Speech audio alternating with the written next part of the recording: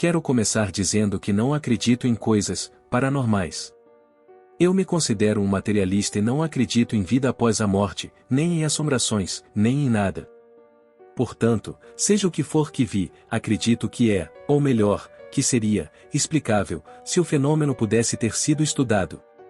Talvez tenham sido alienígenas, talvez, mas isso parece improvável para mim, conhecendo a vastidão do universo e a improbabilidade de entrarmos em contato com vida extraterrestre inteligente. Mas enfim. Me formei na faculdade em 2013, no meio da recessão. Passei uns 6 meses me esforçando para encontrar um emprego na minha área, basicamente sem sucesso. Acabei conseguindo um péssimo trabalho de atendimento ao cliente depois que bati meu carro e não tinha dinheiro suficiente para consertá-lo. Meus pais são ricos e me deram um monte de esporro por isso. Parei por volta de abril do ano seguinte, com uma pequena quantia do meu próprio dinheiro economizada.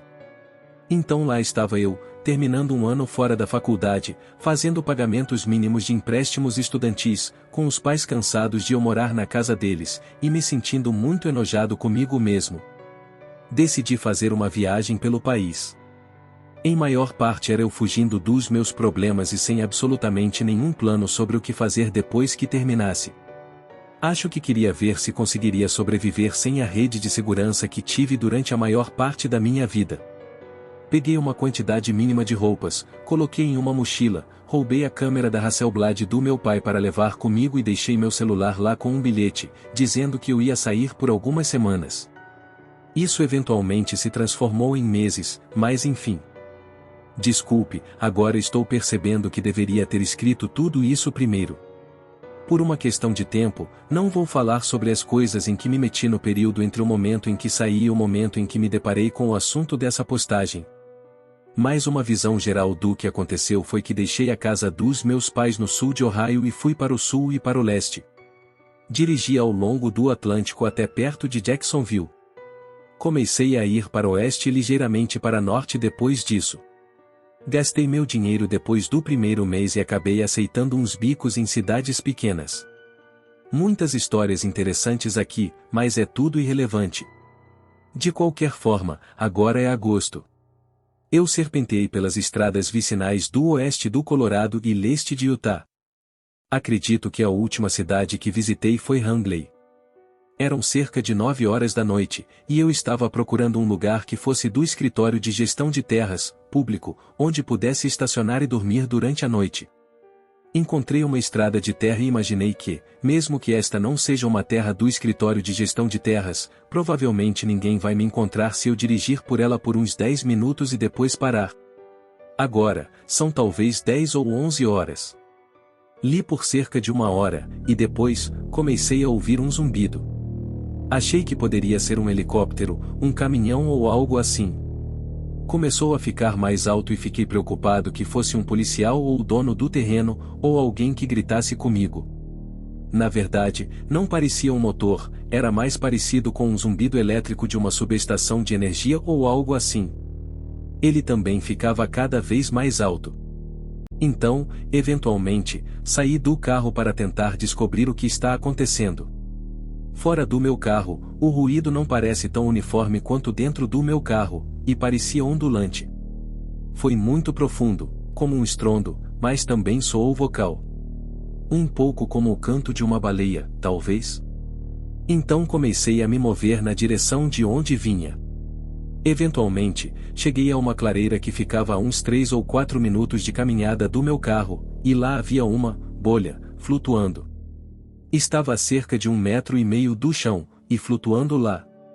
Não sei por que não fiquei mais assustado com isso em retrospecto, mas ela estava ali parada emitindo um barulho que, naquele momento, estava só indo e voltando.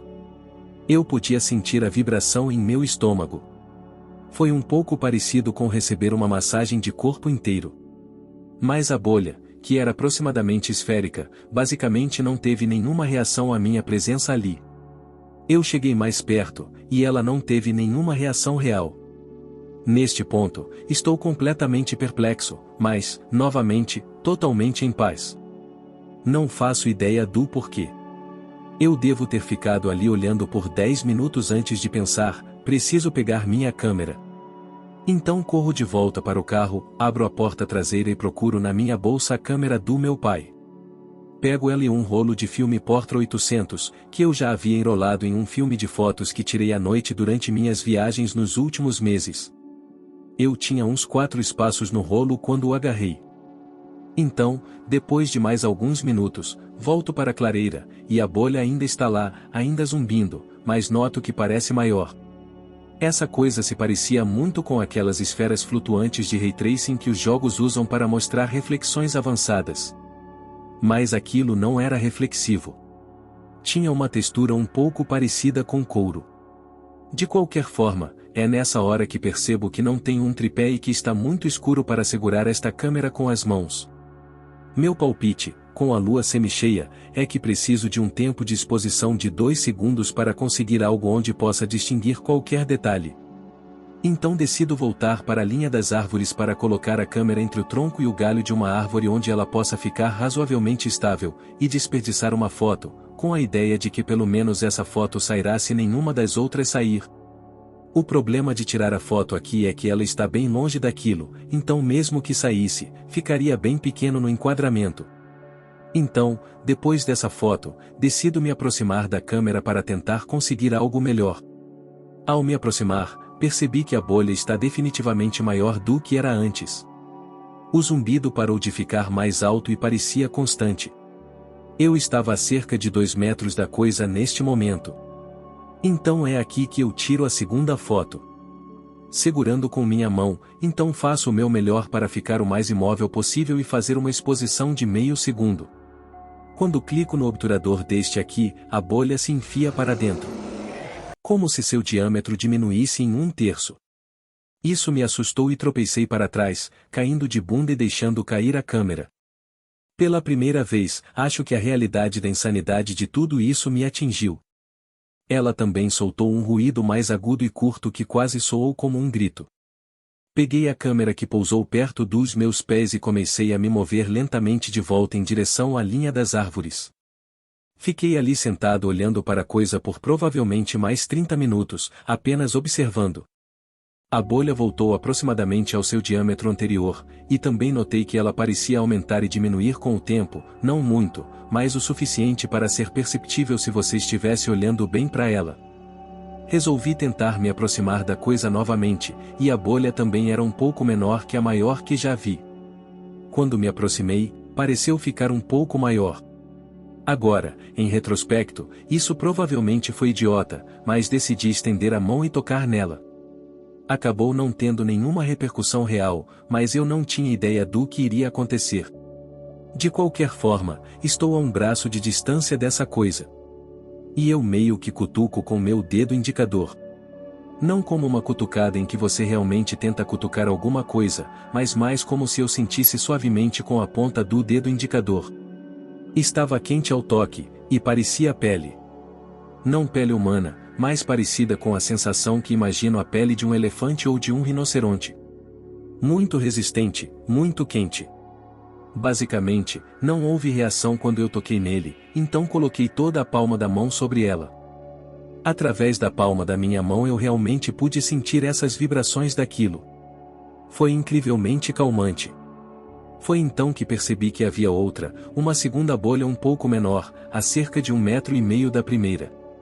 Tirei a palma da mão da primeira e fui até onde estava a segunda. Eu estava naquele ponto diretamente entre as duas, eu acho. Entre elas, a sensação da vibração foi, novamente, imensamente calmante. A câmera que eu segurava, resolvi colocar no chão, entre as duas, para poder fazer o que acho que foi a coisa mais maluca durante essa experiência. Estendi minhas 2 mãos entre as bolhas e toquei ambas com as palmas abertas. Não tenho ideia de quanto tempo fiquei assim.